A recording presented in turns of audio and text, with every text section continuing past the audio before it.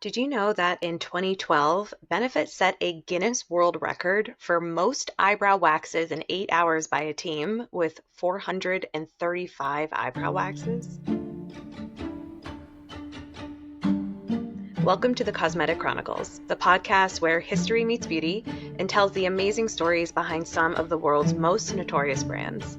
I'm your host, Sarah Carvalho, and I'm a beauty journalist who has been obsessed with makeup since my first swipe of mascara. Welcome back to the podcast. Happy New Year. I hope that you are doing well. I'm thrilled to be back with a new season, having new brands to work with, and just being able to look at you now. If you are listening over on Spotify or YouTube, you'll see this is now a video podcast as well. I really picked a good day to do this for you. I went to Glow Bar, not sponsored, earlier today, and I got my face completely degunkified, which is amazing, but you're not allowed to wear any makeup or anything for the rest of the day. So I planned this beautifully. So now you get to, if you are watching this, you get to see my slightly splotchy but glowy face. If you were wondering what I looked like. Here you go. Today's episode, we're covering Benefit Cosmetics, a playful and innovative beauty brand that's known for its quirky packaging and still iconic products nearly 50 years after they launched. Now, I always like to start with a little Sarah, either story or perspective. And Benefit to me, I feel like I never really knew the backstory. I was always kind of like, oh, like the packaging's cute. But for some reason, I think I expected everything to be very loud in the products because the packaging was so quirky and loud that I expected it to be heavier makeup. And so I think there was some kind of subconscious fear. But I remember always getting mini sizes of the Benetint and I had no idea what to do with it because, I was only really familiar with powder products, powder blush, powder eyeshadow, powder bronzers, And so I wasn't using cream blushes yet, let alone a liquid blush. So for me, seeing this kind of watery red, I was like, that's going to look, I'm going to make myself look like a clown, but I just didn't know how to use it. So I have never tried it. But I had so many, I had so many of them, but no one ever showed me how to use it. This is before social media. So I didn't have people telling me how to use it. And I think for a long time too, I was like, well, they're always kind of doing the same thing. It's always brows, or mascara. And you're just kind of sometimes you take that for granted. And it wasn't until I did the research here where I was like, oh, it's because they're the number one brow brand in the world. It makes sense. Or, they're very good at sticking to what they know and expanding on what they know. And I think sometimes we think that that's boring, especially because there's so many brands out there. But when I started digging deeper and learning how these products came to be and also just now knowing different makeup artists who swear by the brands. I had a makeup artist use the Hoola bronzer on me. I was getting my makeup done for a wedding and she pulled out the Hoola bronzer. And I remember being like, really? Because that's, it's been around for ages and there's so many powder bronzers now, so many different shades and variations. And she was like, this is still the best. And I think that was when my ears really started perking up and being like, okay, this is a professional who has seen far more than I have. And still these products are still go-to for her.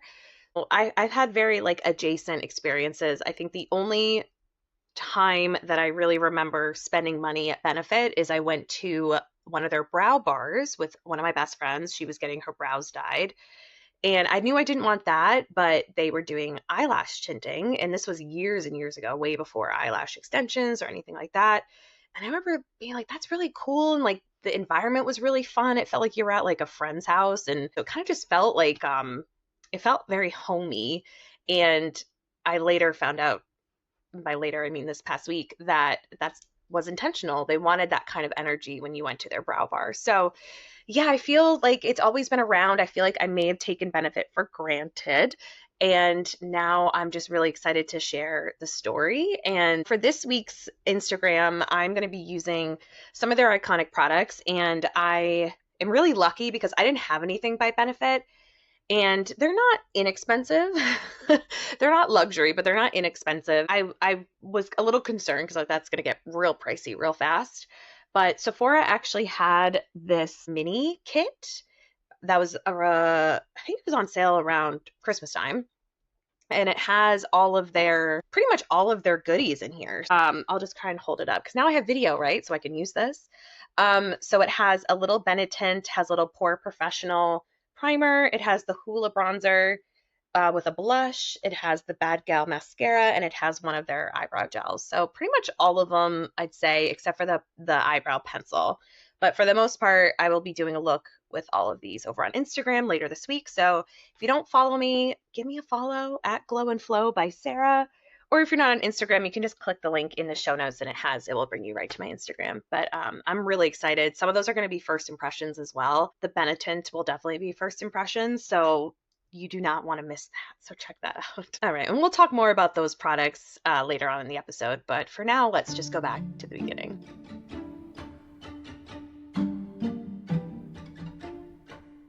Benefit Cosmetics was founded in 1976 by twins Jean and Jane Ford in San Francisco. And they wanted to start this brand as a quest to really shake up the status quo. Makeup was relatively stuffy at the time, and they really wanted to redefine beauty as whatever makes you feel good. So Jean and Jane were actually born on a farm in northern Indianapolis in 1947. And after attending Indiana University, the sisters moved to San Francisco and they became successful models and also makeup artists. So in 1976, the sisters decided, you know what, we want to open a business. This is the mid 70s, it's San Francisco, things are booming, women's liberation is in full swing, but we don't know exactly what we want to open. Let's toss a coin. So if the coin landed on heads, they would open a casserole cafe. And if the coin landed on tails, they would open a beauty boutique. So obviously, the coin landed on tails, and they opened up a tiny makeup shop in the Mission District of San Francisco called the Face Place. Okay, so they have this makeup shop. It's really small. It's just kind of like little bits and bobs, but they haven't really created anything from scratch. So that all changed the day that an exotic dancer named Rosie walked into the shop. So basically she came in and said, I have a problem and I'm wondering if you have a product that can help. They're like, okay, what do you need? And she goes, I'm just worried my areolas aren't noticeable from the seats in the back. So I need something to stain my nipples, basically. So again, women's lib, 1970s. San Francisco. And like the true entrepreneurs and resourceful women that the twins were, they were like, oh, we just ran out of what you're looking for, but come back tomorrow and, we'll have more for you. So they go home that night and they're like, what on earth could we make that can stain someone's nipples? And so they spent that night boiling rose petals to create a nipple stain that they called rose tint. That would later become known as their Benetint, their most famous product. So that is kind of how they started. And this is really a perfect example of what Jean and Jane sought out to do with their store. So they later defined it as Fake It Instant Beauty Solutions. So they said that they wanted to create products that were meant to look undetectable, but could enhance whatever the user was looking to enhance. So, they wanted their products to be feel good. They wanted it to be approachable, easy to use, and also had zero judgments about how you were going to use them, why you wanted to use them. Again, like something that I wasn't aware of because I just kind of assumed based on their packaging and their naming that they were kind of louder products, but they actually wanted to make products for everyday people. And they said that they wanted to solve problems that they heard from people directly. So if they were at a grocery store and someone was talking about how their lips are feeling a certain way or how they can never get their blush to stay or something like that, that's how they would go into making their products, is they would ask people in their neighborhood, people in their groups, what is it that you're looking for in a product that you can't find? And that's what they wanted to create. And I think just this story about how the coin toss and a nipple stain and again, that 70s San Francisco vibe, I think it all really comes together in the way that Benefit uses packaging and the way that they named their products. That's been the case from the very beginning. And you'll see as we continue on in this story that those have never changed. That DNA has stayed very, very solid for them. And their packaging, they specifically want it to have like an interesting aspect to it. They don't want it to be boring. They don't want it to be plain because they don't think that their clients are boring or plain. So from 1976 to about 1989, the Face Place created a brand catalog and then eventually began to distribute in different department stores. In 1990, they officially rebranded to Benefit Cosmetics, and the rose tint became the now known Benetint when that happened. And they actually opened their first Benefit counter at Henry Bendel, which was a well-known department store in New York City. May she rest in peace. But that was a really big moment for them. When they were at a counter at Henry Bendel, that really helped explode their brand into kind of a different atmosphere. And then later in 1997, they actually made it across the pond where they opened their first Benefit counter at Harrods in London. And then shortly after they went global, they launched the Benefit Cosmetics website, which helped make the products more accessible to consumers all over the world. So as always, that kind of level of success caught the eye of some investors. And on September 14th, 1999, they sold the majority of Benefit to LVMH, which still owns the brand today.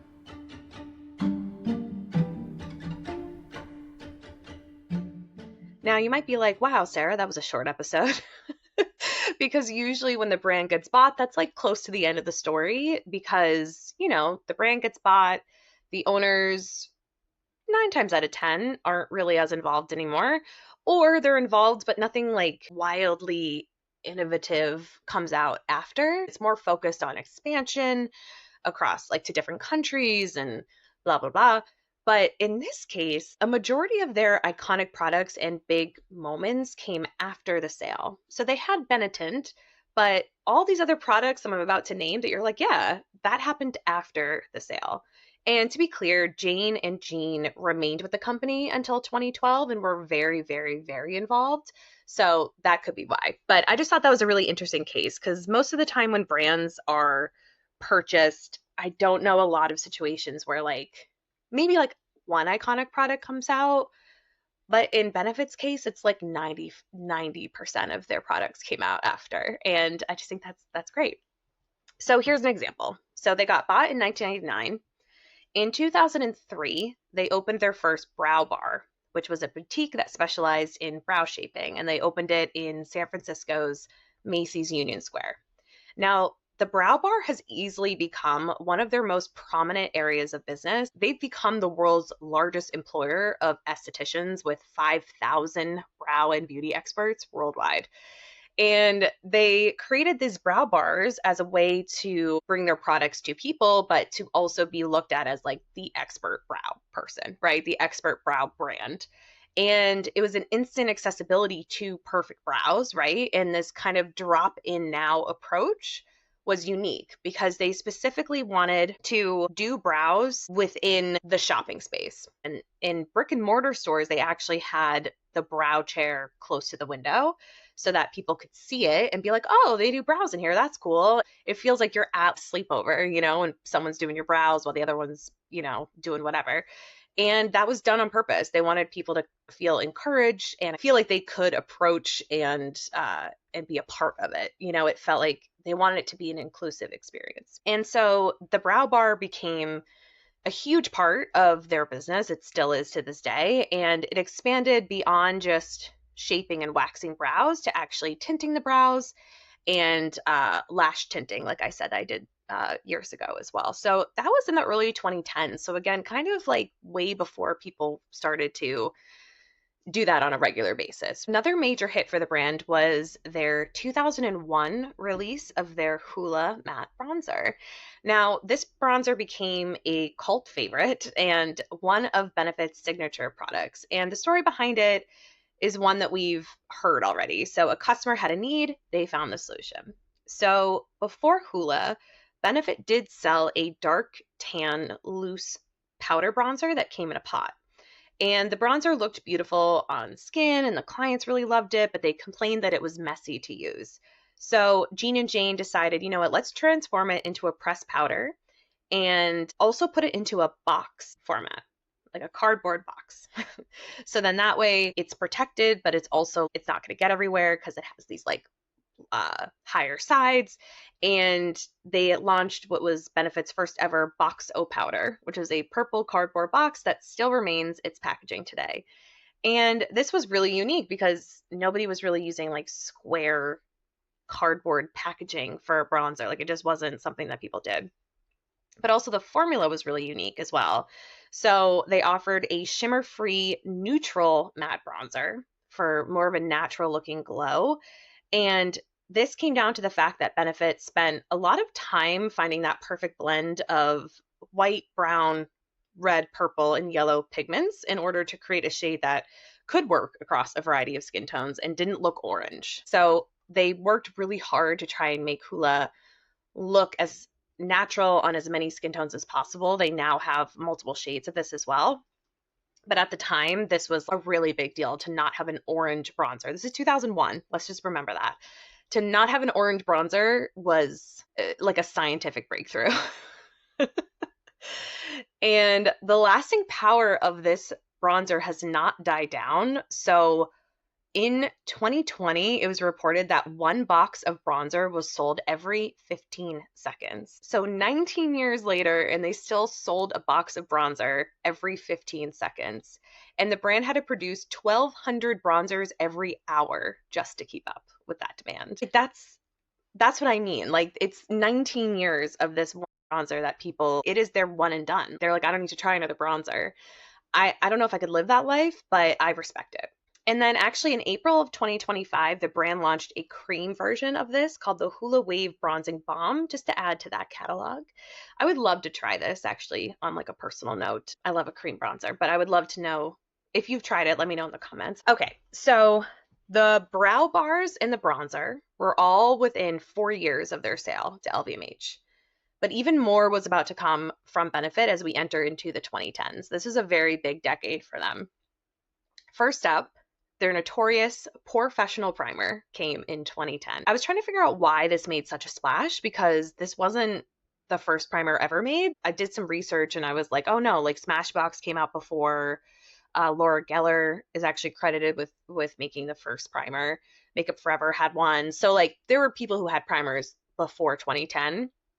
But from what I could tell, the reasons why this primer didn't only make such a big impact, but still does, is that it doesn't feel very heavy on the skin. So it helps just smooth out pores and textures, like it fills in the pores, evens out the texture, makeup goes on smoother. It's a primer. They all do that.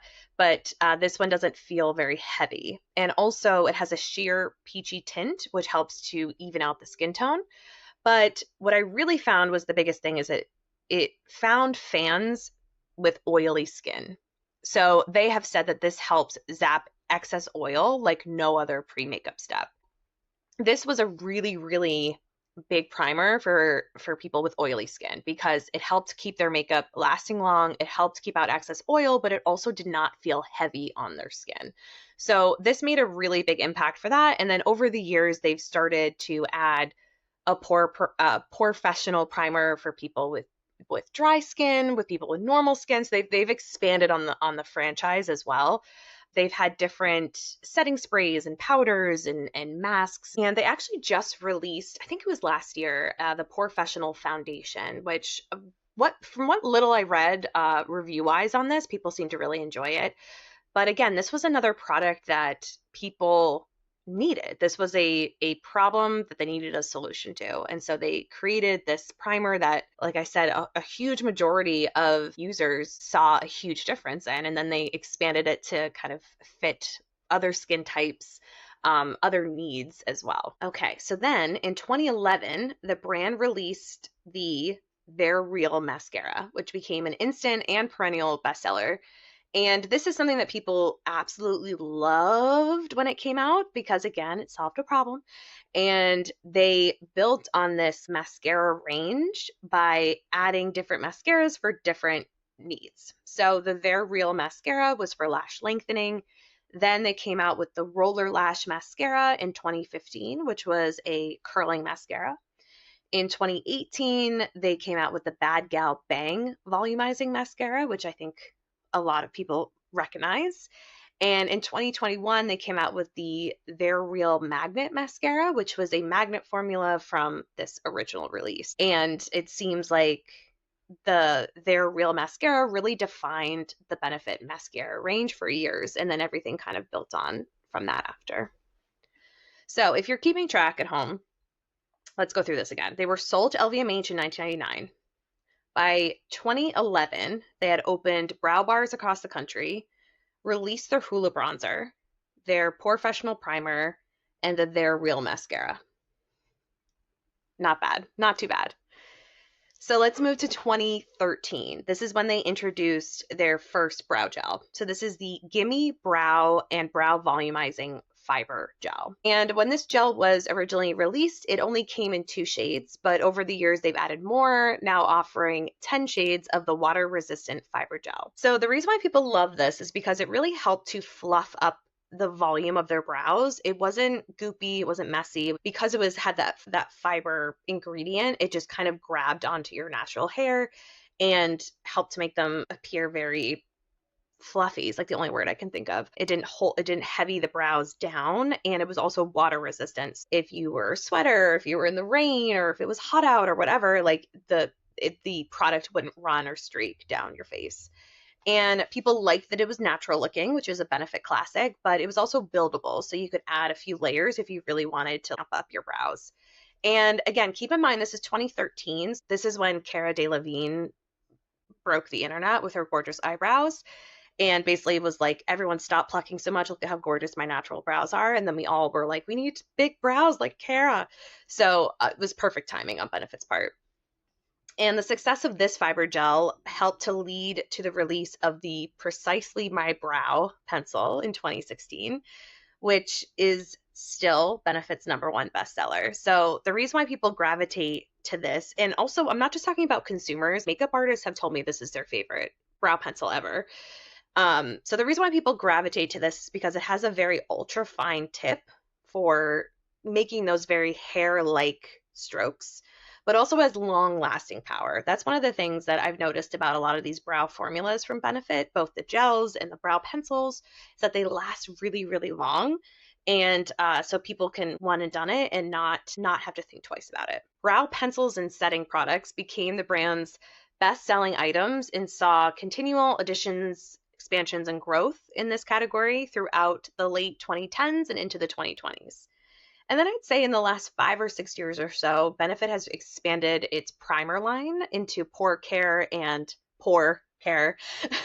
I'm pointing to my face, pore care and skincare hybrids, marking a significant step beyond just makeup. So they now have cleansers, toners, masks, all having to do with pore care. So that I think is what they're kind of leaning more into is skincare. I think the foundation was really interesting. I believe that was their first foundation ever, the Professional Foundation. They've had concealers come out over the years, but this is their first foundation. You know, they've expanded into skincare. I think they've done a lot in the mascara and the brow world. I'm curious if they're going to do anything with like eye products, or I know Benetint can be a blush, but curious if they're going to expand on that a little bit. It'll be interesting to see where they go from here. But Benefit continues to lean into the playful and joyful personality that has defined it since the sisters launched the brand. So whimsical product names, quirky packaging, and a focus on feel-good beauty. And the company still highlights its status as a leader in brow products worldwide, and also has their core products that still do amazing business for them. The Benetint, the Professional Primer, the mascaras, and then let's not forget the in-store brow and beauty expert services that really help distinguish the brand globally.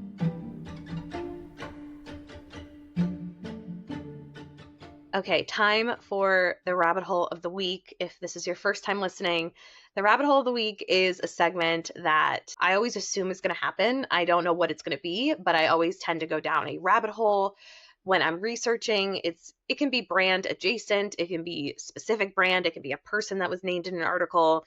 I just always end up down this rabbit hole. And so I like to share it with you if it's interesting. And this week's rabbit hole is actually a collection of stories that I wanted to share. So much of my research was obviously around the sisters, Jean and Jane, and people just telling stories about them, and they just seemed hilarious. And I really wanted to share. I mean, for sisters who decided to like flip a coin to determine their future, I mean, I'm already a fan. So here's an example of a story that I saw in my research. In the early years of their store, in order to drive foot traffic, the twins once drew a chalk outline of a body outside of the store, complete with police tape, just to get people to come inside and ask what happened. That is brilliant. These women were brilliant. Here's another story. So this is about Jean specifically. So one customer gave feedback that they felt that Benefit's liner pencils were too long. So, quote, Jean stretches out her hand, takes the pencil, puts it between her teeth, and crunch, then sharpens the jagged edges, gives it back to the customer, and says, see, now you have two pencils. I just, like, they're my kind of people. Okay, here's another one. So in the 1980s, Benefit launched a catalog, but not what you would call a traditional catalog. So this is a quote from Jean-André Rougeau, who is currently Chief Executive Officer of Sephora Americas and was at one time the CEO of Benefit. So he says, quote, Jean created a catalog that was basically cartoons. Nobody ever sold cosmetics with cartoons. People sold cosmetics with very thought-through model shots and cute blonde women holding products, that stuff. And instead, she did these crazy cartoons, which in some cases had nothing to do with the products. She was telling stories. She was a great storyteller, a fun, wacky storyteller, end quote. And then here's a Jane story. So Jane was apparently obsessed with knowing how the business was doing and how it was related to other brands. But Benefit never quite fit into the neat categories that established brands lived in. So when reports would come out, Benefit's products would often end up in the other category. And apparently Jane was just ecstatic when she would see that Benefit was number one in, quote, other. And when employees would say Benefit needed to get to number one in major categories like lip, Jane would say, quote, don't worry, guess who we are? We are the mother of other, end quote. Oh, I love them so much. Jean and Jane ended up selling a controlling stake of Benefit to LVMH in 1999, like we said. But they fully exited their leadership roles in 2012, selling off the last remaining shares. So Jean's daughters, Maggie and Annie Ford Danielson, officially joined Benefit in 2008 and have since served as global beauty authorities. And they've talked about wanting to make sure they keep the Ford's playful, problem-solving ethos alive in their product storytelling and outreach. They were like, we want to keep our mom and aunt's playful attitude, their sense of humor alive. We want to make sure that stays because that's what makes Benefit special. And one of those playful aspects was in the naming of the products. So along with the ones I've already mentioned today, we also have the Goof Proof Eye Pencil, the Professional Degunker, the Glow La La Highlighter, and the Boing Bright On Concealer. Some of these are more fun to read than to have me say, but you get the picture. And so there was actually a 2011 article where Jane talked about how these naming sessions happened. So she says, quote, our product naming sessions at Benefit takes place on Thursday mornings. There are usually about 10 of us gathered around our tin table munching on Skittles and M&Ms. The process is always done by democracy. Everyone needs to buy into the name, whether it's a product name or a shade name. Everyone votes. There are no egos. And when we get it right, everyone just lights up. We start by blurting out name ideas, and then we vote thumbs up or thumbs down for our favorites. We don't try to be clever or witty. We try to come up with names that will make people laugh, end quote. I just thought these stories were fun, and it just felt very Benefit. Like the cheeky names and the quirky packaging. It all makes much more sense when you understand the sense of humor behind the twins and what they were hoping to achieve with makeup. I do want to say, as we're wrapping up the rabbit hole of the week here, that, I've talked a lot about how funny and quirky and light the twins were and how they wanted that energy into the products and into the packaging and advertising. And I think they've really achieved that. But I also want to make sure that it's clear how smart and savvy these women were. and that they surrounded themselves with smart people. They got that funding from LVMH early, and they used it in a way that I don't think I've seen another beauty brand use it. Like, to be able to come out with most of your iconic leading products when you have been purchased by a major company is a challenge. Like, I think that's quite a challenge, actually, because you're not an independent brand. You don't call all the shots. And obviously I don't know all the deals behind the scenes or anything, but I think that it shouldn't go unnoticed, or the lightness of the brand should not negate the smart, savvy business that went on behind the scenes as well. So I'm going to end the rabbit hole with a quote from Benefit's current CEO, Christy Fleischer. Quote, Benefit has stood out in a crowded beauty landscape by staying true to our unique DNA, making our own rules, and having plenty of fun along the way. Fueled by our relentlessly innovative let's make it happen culture, we are on a mission to make beauty radically feel good with inventive solutions that inspire the fun-loving, fearless individual in all of us. End quote.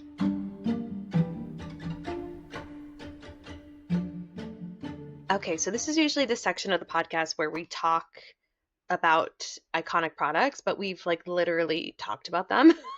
We've like done nothing but talk about them. But I do just kind of want to show them. I'm just taking advantage of the video. So this is the little mini Benetint that I'll be trying. So this is what I would get. And I think if you are watching, you would too maybe be intimidated by this like red water. And you'd be like, what on earth am I supposed to do with that? This is teensy tiny, is the Professional primer. So again, I don't have oily skin, so I don't know if I'll be as like in love with it. I don't usually use primer anyway, but I'm excited to give it a try just because it is so well loved. This is one of their other brow gels. This is not the fiber gel, but this is their 24-hour brow setter. And I think this is just a clear, yeah, it's their gel invisible brow gel. So we're going to give that a try. This, I'm obsessed with this packaging. This is the Bad Gal Bang mascara. Very fun packaging there. And then the last one is the Hoola bronzer, and this is a duo. So they have the Hoola bronzer and they have one of their powder blushes, the Willa. It looks a little bit darker on camera, but I'm excited to give that a whirl. And I can't say that will be a first impression because I did have a makeup artist use it on me, but it will be my first time using it. So maybe that will be the first impression. So yeah, that's I would say most of their iconic products. I would like to try their foundation one of these days, and I would like to try the brow pencil. I think that's going to be next on my list because I always need a good brow pencil. So those are the icons. If you have any icons that you love from Benefit, if you've been using the Hoola bronzer for 20 years, let me know. I would love to hear if you agree with these iconic products. Okay, and then we're going to end with some fun facts. I love these. So the Bad Gal mascara, this one, when this was released, it had a little bit of like a space theme behind it. And apparently there's a reason for that. It's because the formula has aero particles in it, which are derived from space technology. And those particles help deliver a lightweight, buildable, and extreme volume without actually weighing your lashes down. And one of these is sold every 9 seconds. Wild. And apparently Benefit's mascaras have become so popular since the original 2011 release of their real mascara that they are currently the #1 prestige mascara brand in the US, the UK, and Canada. And here's a little fun fact. So they started a project called the Bold is Beautiful Project. And the goal of this project is to empower women and girls in their communities through health and wellness, education, and financial self-sufficiency. And so 1 month every year, they donate Benefits proceeds from their global brow waxes to charities that support women. And since 2015, they have raised over $25 million. And the last fun fact here, their infamous Benetint, Rosy Tint, Nipple Tint, is still a bestseller. One is sold every 13 seconds. I wanted to just give a moment as we wrap this up to, again, give a moment to the Ford sisters for creating Benefit, but also creating a really important legacy that they left behind. So the Ford sisters, even after they left Benefit, remained beloved figures in the beauty world. Jean Ford passed away from cancer on January 17th, 2019 at the age of 71, leaving behind her daughters and a legacy of creativity and storytelling that shaped the brand's identity. Her sister Jane Ford died on December 1st, 2020, following a long illness nearly 2 years after Jean's death. Both sisters are remembered for flipping that coin in 1976 that launched the Faceplace, and for building a business that married whimsy with makeup efficacy. And this is a quote from Annie, who was one of Jean's daughters. She said, quote, "My mom was a force. She always believed in doing the right thing and making other people's day. She spent her whole life creating a world where women could find joy and happiness in themselves. She truly believed when you make someone look good and feel good, they will be good. She was the best woman I will ever know," end quote.